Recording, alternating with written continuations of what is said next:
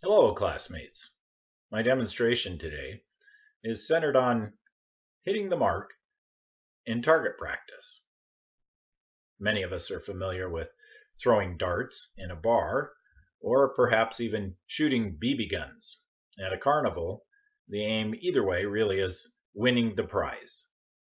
Today, I want to show you the exciting prospect of using a high-powered crossbow shooting at a small 4-inch target at a distance of 40 yards. We are not aiming today to engineer a crossbow. However, we will be safest if we have a basic knowledge of what the functioning parts are on the crossbow. This is a reverse engineered crossbow, which means basically the bow, as you would see normally when you're shooting a bow and arrow, exists right through here. So it's backward. This backward bow employs some eccentrics, these egg shapes, to amplify its movement, and it's under extreme pressure, these limbs. The limbs, in conjunction with the pulleys, move the string at a really fast rate. They slide the bolt, another name for an arrow, they slide the bolt down this rail, again, at a very high rate of speed. So the only place that you can safely put your hands is beneath here on the stock. It's hard to see in the camera, but there is a place, a flat spot here under the rail that launches the arrow to keep your fingers out of the way. Any of these moving parts, especially when it's been cocked, are under a lot of pressure and can potentially cause physical harm. To safely handle any weapon, certainly including this crossbow, we have to be aware of ourselves, our body parts, our surrounding environment, and the weapon, and our interaction with each. These parts, especially this spring, stores a tremendous amount of energy.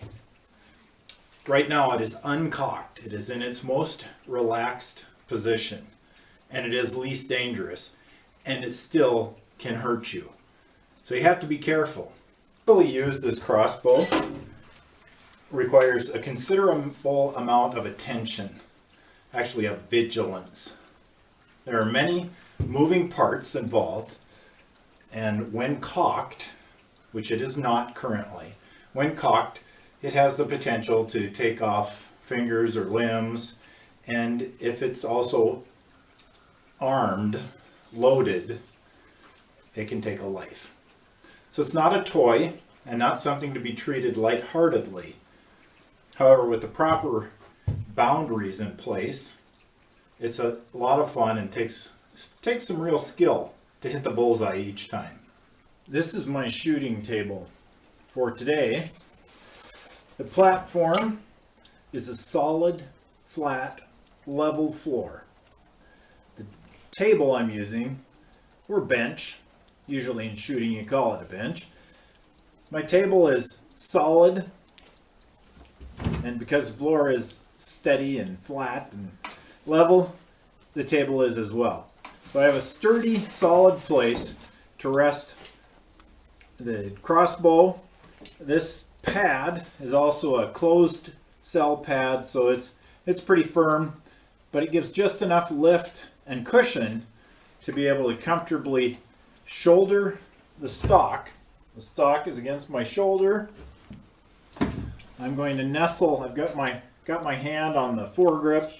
I'm going to nestle myself down behind the weapon, and I can see my target. My target also is plumb and level.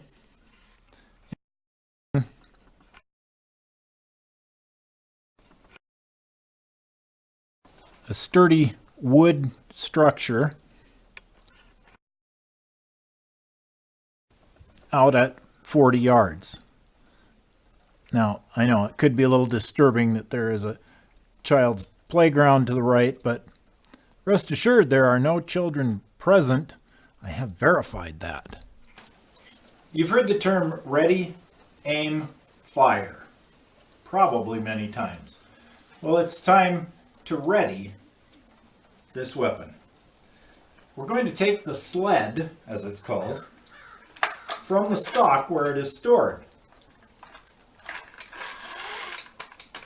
We're going to navigate the cords for it around the scope and place the sled onto the string. Next, we go to the stock, remove the crank handle, and we engage this lever, which causes the crank mechanism to ratchet so it won't get away from us. And then we turn 18 times. 1, 2, 3, 4. As I'm doing this, you might see that the string is being pulled down. I'm keeping my hand in a safe place, but I want you to see that. 10, ratchets engaged, 11, 12, 13, 14, 15, 16, 17, 18, 19, I must have lost count because it's only 18 it goes up to. It just clicked the safety into place. The handle won't ratchet backwards. So I will disengage the ratchet mechanism by applying a slight bit of pressure to the handle. Now I can back off the sled, restore the handle into the stock, move the sled away, navigate the cords, put the sled back into the stock. This is cocked.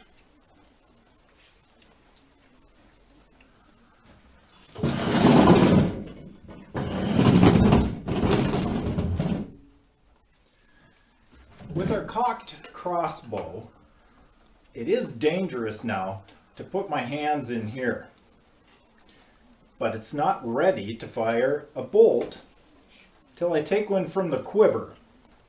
And I will place the one white fletching down, slide it back in to the nock. This is the safety, which is on S for safe. Now it's on F for fire. We've gone ready. Now we're going to aim.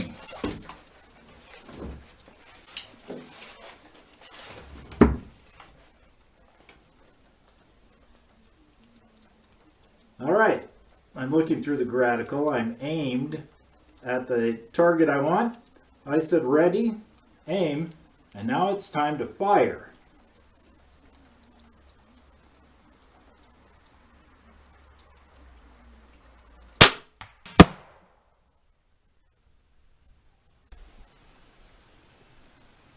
Well, at 40 yards, I'd say that's a pretty acceptable shot. Your heartbeat can cause you to wiggle, breathing, various things like that. This is a great target, by the way. I've had others that make it about impossible. This arrow flies at somewhere around 300 miles per hour, about 440 to 470 feet per second.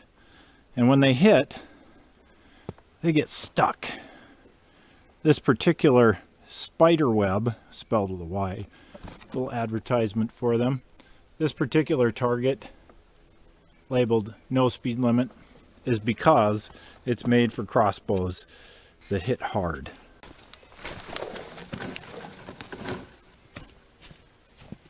Other targets I've used make it very difficult to get the arrow back out. The bolt has been buried up past the fletching in some cases. This one is it's expensive, but it's a very good target because you can hit it really hard with a crossbow and still come up, usually with 2 fingers. Oh, not that case. But you can pull them back out pretty easily, and there's no damage to the shaft or the fletching. I hope that I might have inspired you today to consider the practical enjoyment of target shooting with a crossbow. They're powerful, they're dangerous, but when handled appropriately, they're great and fun. Isn't a car dangerous when handled improperly? I think so.